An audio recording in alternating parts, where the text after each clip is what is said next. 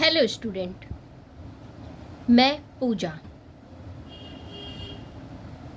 चलिए आज हम लोग पढ़ेंगे आरटी एक्ट 2009 यानी कि शिक्षा का अधिकार, राइट टू एजुकेशन 2009 का। इसमें सबसे पहले ये जान लेते हैं कि राइट टू एजुकेशन में कितने चैप्टर हैं, कितने सेक्शन हैं और कितने शेड्यूल हैं। ठीक है, तो सबसे पहले टोटल चैप्टर आरटी 2009 में जो है टोटल चैप्टर आप लोग के 7 हैं और टोटल सेक्शन 38 है और टोटल शेड्यूल 1 है। ओके, आगे बढ़ते हैं। जैसे नंबर 1 पहला अध्याय इसी 7 चैप्टर यानी अध्याय में पहला अध्याय है प्रस्तावना या प्रारंभिक प्रस्तावना। पहला अध्याय प्रस्तावना है। ठीक है, तो इसके अंतर्गत 2 धाराएं हैं, धारा 1 और धारा 2। इस 38 धाराएं टोटल हैं। ठीक है, अब इसमें पहली धारा और दूसरी धारा। पहली धारा के बारे में पढ़ते हैं। पहली धारा, इस धारा के अंतर्गत अधिनियम का नाम, ठीक है, पहली के अंतर्गत कोई भी एक्ट हो उसमें सबसे पहले धारा में दिया रहता है उस अधिनियम का नाम क्या है। ठीक है, तो क्या है?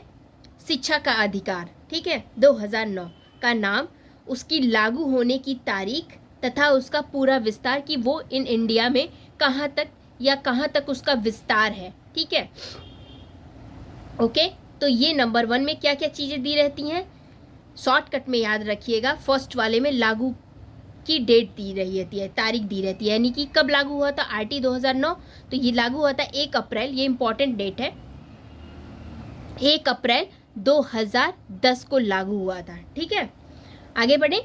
सेकेंड में धारा 2 में जो है शब्दावली की बात की गई है, यानी शब्दावली, जितनी भी शब्दावली इस एक्ट के अंतर्गत है, जैसे निःशुल्क हो गया, ठीक है, कर्तव्य हो गया, समुचित सरकार हो गया, विद्यालय हो गया, स्थानीय प्राधिकार हो गया, राज्य सरकार हो गई, केंद्र सरकार हो गई, इन सब के बारे में, इन सब शब्दावलियों के बारे में धारा 2 के अंतर्गत दिया गया है, यानी डिफाइन किया गया है उसके बारे में। ठीक है, अब हो गया ये अध्याय 1 के प्रस्तावना में पहला और दूसरा धारा। ठीक है, अगर आप लोग लिखना चाहें तो लिख सकते हैं इसके डिटेल में, वैसे ऐसे भी एक याद करने का तरीका है। उसके बाद से डिटेल अगर लिखना चाहें तो लिख सकते हैं कि इस धारा के अंतर्गत अधिनियम में प्रयोग होने वाले विशेष शब्दों की व्याख्या की गई है, जैसे समुचित सरकार, अनिवार्य, प्रारंभिक शिक्षा, निःशुल्क, ये सब चीज़ें इत्यादि।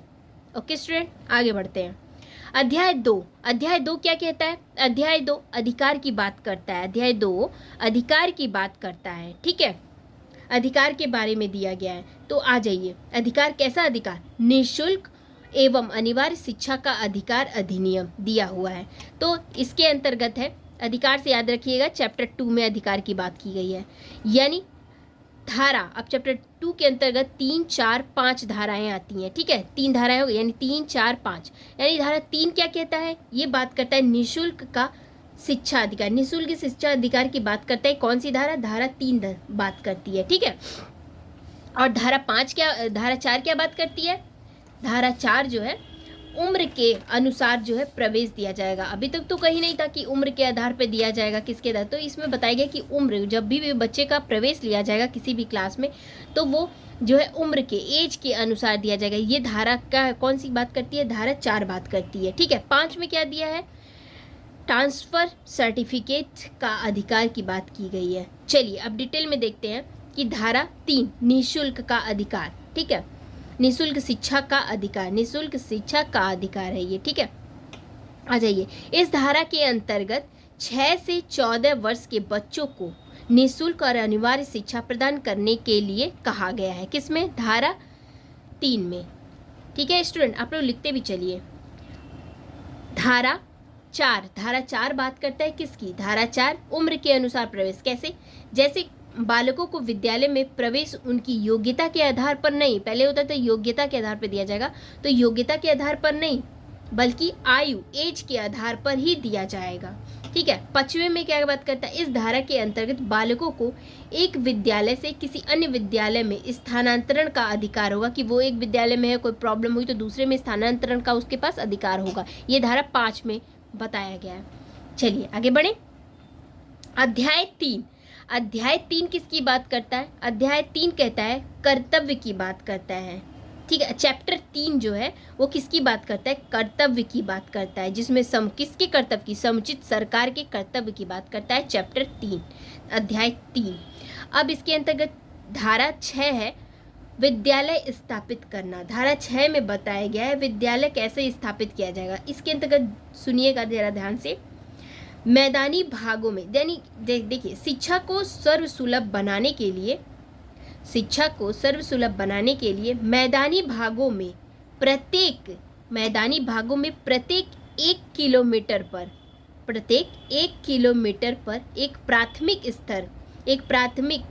प्राथमिक स्कूल तथा 3 किलोमीटर के डिस्टेंस पे एक उच्च, यहाँ पे प्राथमिक और 3 किलोमीटर की दूरी पर उच्च प्राथमिक विद्यालय स्थापित किए जाएंगे। ओके, एक प्राइमरी वाला हो गया, एक अपर प्राइमरी वाला।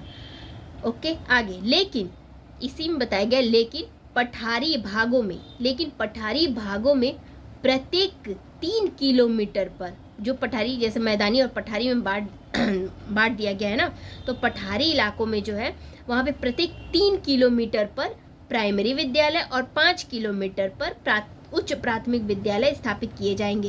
यानी इसे बेसिकली याद रखिएगा मैदानी भागों का, ठीक है। चलिए आगे बढ़ते हैं। धारा 7 केंद्र सरकार के कर्तव्य के बारे में बताया गया। इसके अंतर्गत क्या है?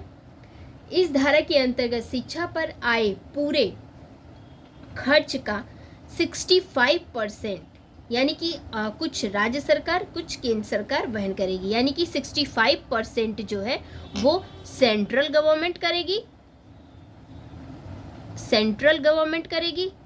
और 35% जो है स्टेट गवर्नमेंट करेगी। ओके,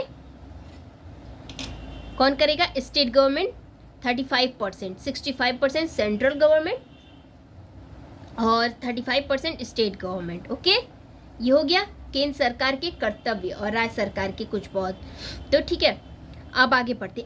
सेक्शन 8 में क्या बताया गया है? सेक्शन 7 हो गया, समझ में आ गया या डिटेल? देखिए, कहने का मतलब ये कि इस धारा के अंतर्गत शिक्षा पर आए जितने भी खर्च हैं उसमें 65% सेंट्रल गवर्नमेंट करेगी और 35% यानी 35% स्टेट गवर्नमेंट वहन करेगी।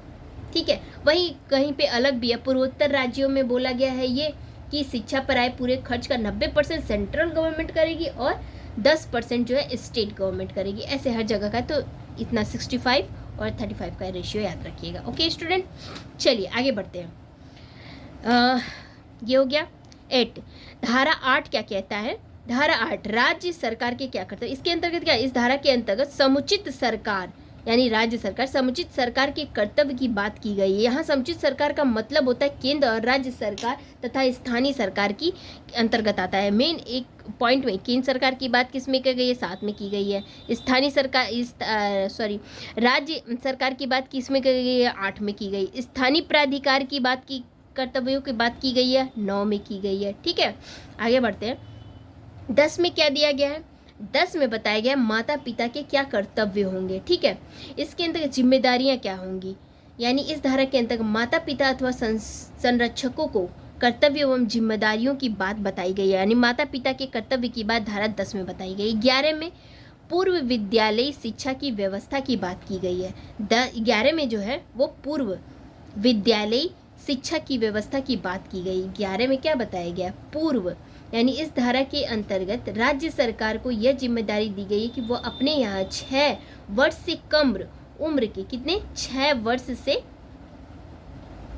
वर्ष से कम उम्र के वाले बालकों की शिक्षा एवं देखभाल की जिम्मेदारी का निर्वाह करेगी। कौन? राज्य सरकार का। यानी पूर्व, एक लाइन में याद रख सकते हैं, पूर्व विद्यालय शिक्षा की व्यवस्था 11 में दी गई है। ठीक है, चलिए ये हो गया। अब 11, अब 3, चलिए आगे भी देख लेते हैं। या 4th चैप्टर रह गया। 4th, अभी तो बहुत सारे चैप्टर हैं। आज 1, 2, 3 चैप्टर पढ़े हैं हम लोग, 11 धाराएं। ठीक है स्टूडेंट, कोई कन्फ्यूज़न हो तो प्लीज़ आप लोग कमेंट से पूछ सकते हैं। Okay student, thank you. इसके आगे कल पढ़ते हैं। Thank you student.